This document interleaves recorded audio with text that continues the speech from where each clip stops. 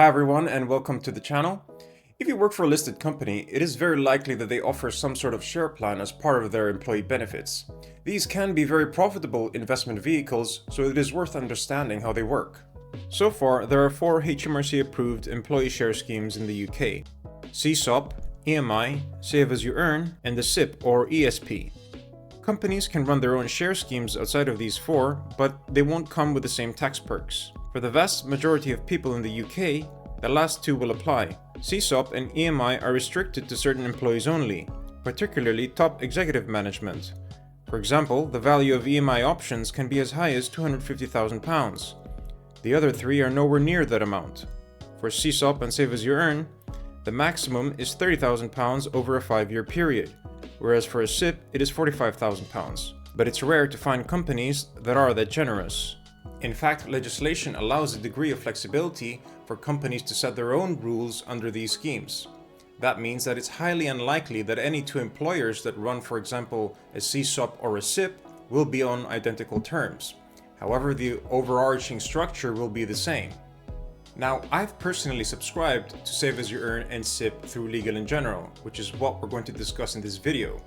We're then going to do a couple of examples to see how they work and whether they are worth it. Essentially, this video is a demonstration of how the time value of money can be applied to equities. Indeed, the time value of money can be applied to anything that represents cash flows. But why? Well, cash is the most fundamental entity in finance. At the end of the day, how profitable an investment is how much cash is it generating versus how much cash you've put in. It does not matter whether the cash itself is a dividend, interest, or a sale. In fact, if you're an accountant, you've probably already used the time value of money at work, such as in project appraisals. Anytime you use NPV or IRR in Excel, you are using the time value of money principle. But what is the time value of money? For those that have not watched my previous videos, the time value of money says that the relationship between £1 today and £1 in the future is a compounding relationship or an exponential relationship. It is not a quadratic relationship, not cubic, nor a linear relationship, unless the investment horizon is very small, in which case all exponential functions can be approximated using a straight line. This is sometimes called simple interest, such as in the case of treasury bills and most savings accounts with maturities of less than 1 year. If you are interested, watch my first video to understand the intuition behind the time value of money. As we said though, the time value of money can be applied to virtually anything that represents monetary value, such as debt instruments, mutual funds, pensions, insurance contracts, a large payment in the future. The relevant accounting standard is IAS 37 provision.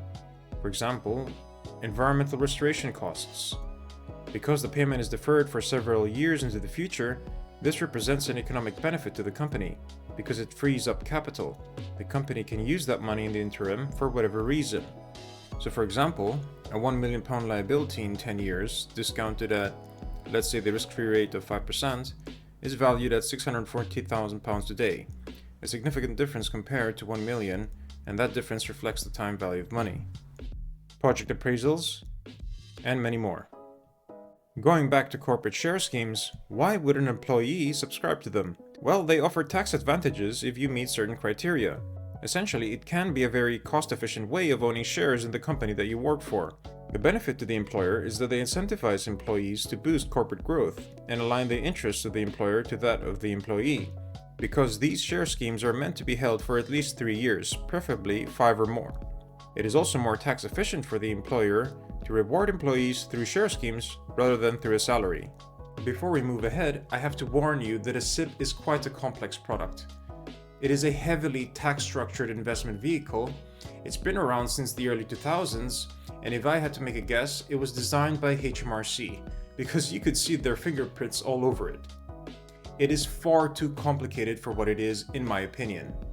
Now, I've studied tax as part of the accountancy qualification, so unless you understand UK tax laws, you're going to struggle to understand the product completely.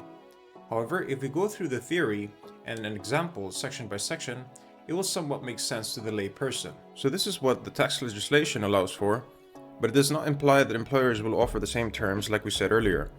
I've got it listed side by side against Save as you earn for comparison. The maximum contributions for free and matching shares is £3,600 per year. They are awarded to you by your employer.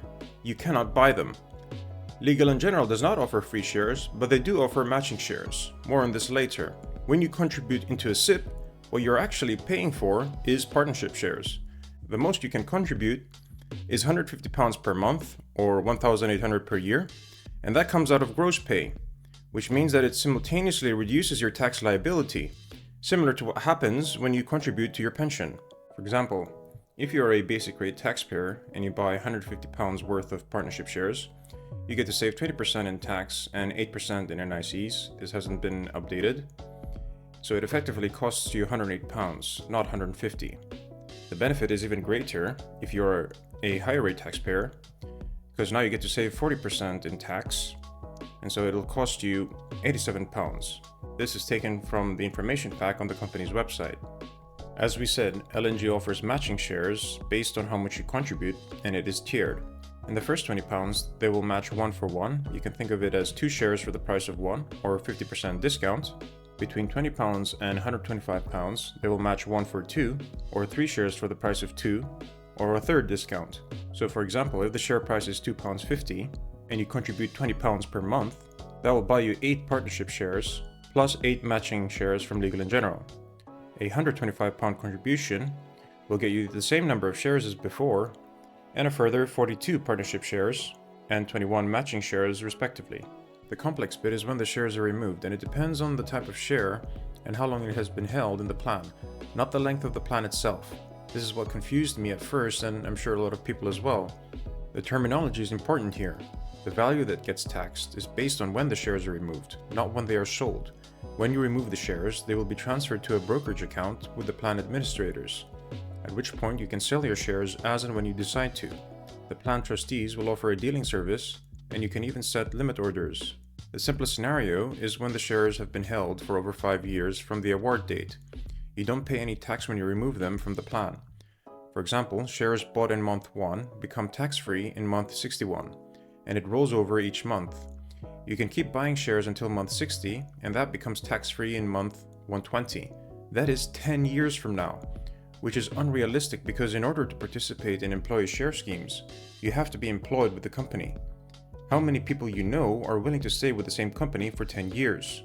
Now, if the shares have been held for less than 3 years, then they are treated as a cash bonus and you don't get any of the tax advantages. On the one hand, it is fine because essentially the tax gets deferred from contribution date to removal date. Remember, your monthly contributions is before tax. On the other hand, it is dangerous because you could have bought the shares at a higher price than when you removed it from the plan, and there is no protection for that. You can't claim those losses as tax relief. The other drawback is Legal & General will forfeit the matching shares associated with those partnership shares removed. So clearly the SIP is a long-term commitment, and indeed Save As You Earn is no different. So if you decide to leave the company within 3 years, they may not be worth it. I will elaborate on this when we go through a few modeled examples. Between 3 and 5 years, you do get protection because the taxable value is the lower of the value on removal and the value at purchase, which is cost. Plus, you become entitled to matching shares. What about dividend shares? Well, L&G pays dividends twice a year, June and September. You can either take the dividend as a cash or reinvest them in shares, called dividend shares. The reason they are not called partnership shares is because they are taxed differently. You cannot remove the shares within 3 years from the award date unless you leave the company. So it's not like matching shares where you lose them entirely. When those dividend shares are removed within 3 years, they are treated as dividend income for tax purposes. For that reason, they are not taxed through payroll. And just like all other types of taxes that don't go through pay-as-you-earn, such as capital gains tax, inheritance tax, Class 2 and 4 NICs, corporation tax, stamp duty, and so on, generally anything that isn't employment income has to be declared on your self-assessment tax return. The plan administrators will not deduct tax for you when dividend shares are removed from the plan. Remember, every individual in the UK is entitled to a dividend allowance, just like a personal allowance, which is £500 per year. The nice thing about dividends is that they are not subject to NICs. It's why a lot of company owners draw money from their business using a mixture of salary and dividends to save tax. I will make a separate video on that in the future. If that doesn't make much sense, hopefully this is more easily digestible. And when it comes to transferring shares, you have a couple of options. You can transfer them to a brokerage account with the plan administrators, as mentioned earlier, or you could transfer them to a stocks and shares ISA or pension. When you remove shares from the plan, the base cost of the shares when calculating your capital gains will be the market value at the date of removal. So, if the shares have gone up in price from the removal date to the disposal date, then this increase after deducting the annual exemption allowance of £3,000 per year will be subject to capital gains tax. However, there are ways around this, such as if you transfer to a stocks and shares ISA or pension within a 90-day period from when the shares are removed. In the case of Save As You Earn, maturity is either 3 or 5 years. With a SIP, you can transfer partnership shares at any time, but you will still be subject to income tax and NICs if they are removed within 5 years. Transferring only affects capital gains tax, not income tax or NICs. You typically wouldn't want to transfer SIP shares before it matures anyway, because then you lose the tax advantages we mentioned. Let's say that you subscribe to both SIP and Save As You Earn, and your shares are worth over £20,000 after 5 years. Then you want to be tactical about it. You have to prioritize transferring Save As You Earn shares, because with a SIP, if you don't remove the shares, that will not trigger a capital gains tax event, whereas it does for Save As You Earn shares. If you leave the company, the shares are automatically removed from the SIP and sold off within 2 to 3 months. Save As You Earn is a far simpler product, and although you can generate a higher profit in absolute terms because you can simply pay more into the plan, it is not as advantageous as a SIP from a cost efficiency standpoint. You can contribute up to £500 per month from net pay, so straight off the bat there is no tax relief. However, the options can be granted at a 20% discount. Now, it's treated as a savings-related product, so it's actually FSCS protected. You can enter into a 3-year or 5-year options agreement. But first, what is an option? An employee share option is a type of equity call option, a derivative contract because the value of the option derives from the value of the underlying, being legal and general shares. The option fixes the price of the shares until maturity, irrespective of how the market is performing. As the holder of the option, you can exercise your option in 3 or 5 years. You make that choice at the start of the contract and it cannot be changed. The option is the right, but not obligation, to buy a fixed number of shares at a predetermined price in 3 or 5 years' time. In that sense, it is very restrictive, because you cannot exercise your options until maturity. If you leave the company before maturity, then you lose all rights to your option. You cannot also change the amount you contribute each month, so think very carefully about how much you can afford. Otherwise, you'd have to cancel the plan, in which case all the contributions will be refunded back to you. On the one hand, they are risk-free, because you get a full cashback if you decide not to exercise your option. They don't work like a regular option in which there's a premium involved, so that is a cost to you. On the other hand, in terms of the time value of money, if the cash is refunded to you in the future, then they will be worth less than at present, because of inflation and opportunity cost. You could have invested that money elsewhere and generated a return. So obviously, there are pros and cons. It's not as clear-cut as a SIP, as that has more tax reliefs, and you can withdraw partnership shares at any time, albeit you lose out on several advantages we discussed earlier. I appreciate there was a lot to digest here, so hopefully with a few examples it will make more sense.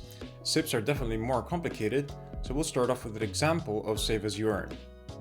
By the way, you can find most of this information from your employer's website. They are obligated to provide this to you. Remember, no two schemes are likely to be identical. Every company will run their own little variation, prescribed in their memorandum and articles of association. So the earliest date at which the vesting period starts is 1st of June every year. That's actually a fact. Unlike a SIP, you can only join the plan once a year during a brief, roughly 3-week window. The invitation period is between mid-March to early April. The first contribution will be deducted from your May salary, and the option is granted to you in the following month. As we said earlier, you have 2 choices over the subscription period: 3 years or 36 monthly contributions, or 5 years, that's 60 monthly contributions. In recent plans, you earn some interest on your savings, but it's quite marginal and it isn't relevant to our scenario since our plan starts on 1st of June 2020. At the time, the company set the option price at 1.99 per share, so the number of shares is 15,075. We then exercise our option on maturity, which is 2nd of June 2025, and the shares are subsequently sold shortly afterwards.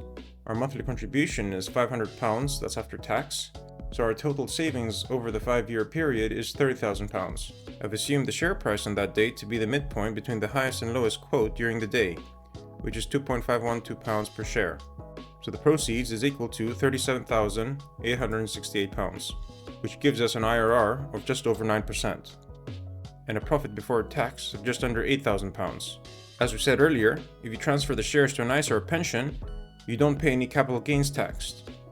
You can then sell your shares through the ISA tax-free, because ISAs are tax wrappers. Great, so what about the ISA annual allowance of £20,000? The shares are valued at almost £38,000. Plus, if you subscribe to a SIP, that's even more shares. We sort of touched on this earlier. I would transfer Save As You Earn shares first because any capital gains will get taxed when you ultimately sell them. It's not like a SIP where as long as the shares aren't removed, nothing gets taxed. Dividends are tax-free after 3 years, and there are no capital gains tax if you remove and sell on the same day. So what you can do is sell enough shares such that it is covered by the annual exemption of £3,000. You can use GoalSeek to work that out for you. Anything left over can be transferred to your ISA to the full extent possible, and anything after that, you can either transfer it to your pension or sell the shares piecemeal in future tax years to take advantage of the annual exemption, or simply pay the capital gains tax now. Here's the thing. Would I suggest this investment vehicle now that I've had time to dissect it? The short answer is no, because of 3 main reasons. Firstly, and most importantly, the product is simply too restrictive. You can only exercise your option after 3 or 5 years. There is no middle ground like there is for a SIP. If you enter into a 5-year agreement, you cannot exercise the option at any time before 5 years. If you leave the company, you get all your cash back, but you've not generated anything during that whole time, so it's a waste of capital. If you insist on owning company shares, consider the 3-year option at £250 a month. Obviously, your profit depends on how the market is performing when you buy and sell shares, and at £250 per month, don't expect anything impressive. Still, at a 9% annual rate of return, it is more than double the rate you get on debt investments such as corporate bonds and savings accounts, despite interest rates being unusually high in the last few years. Secondly, we are talking about legal and general shares. They are what's called as traditional stocks. They are not meant for growth like tech stocks, where the price of the share can double or triple in 5 years. Traditional stocks are for paying out dividends, which is why they are sometimes called dividend-paying stocks. And so they are catered to pensioners who expect some level of income throughout retirement. If you compare LNG shares to S&P 500 or FTSE 100, the result is night and day. Granted, the graph is not like for like, the price of LNG shares likely does not account for dividends, whereas the Vanguard ETF funds on this chart consider both dividends and capital growth. However, this actually works well in our scenario because remember, we are holding options during the vesting period, not the actual shares of the company as in the case of a SIP.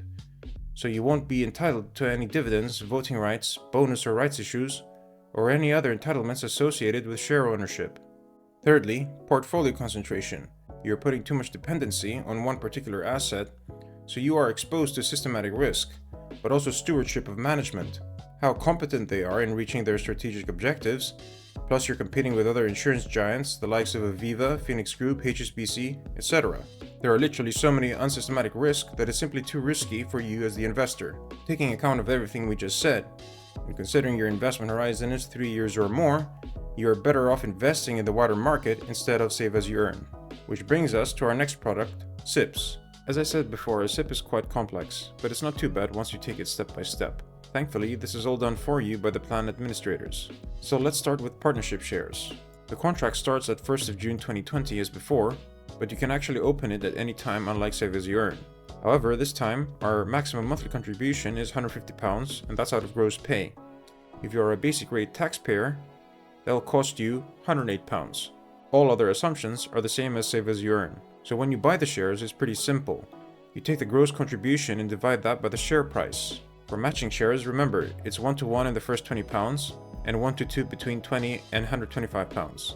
Dividend shares are a bit more involved.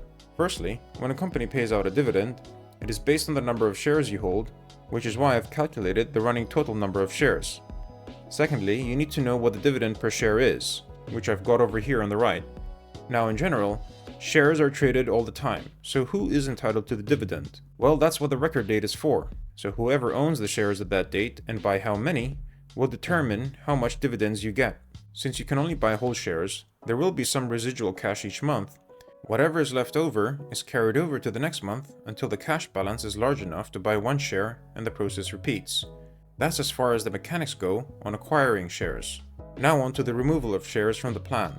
Firstly, you lose your matching shares if held in the plan for less than 3 years.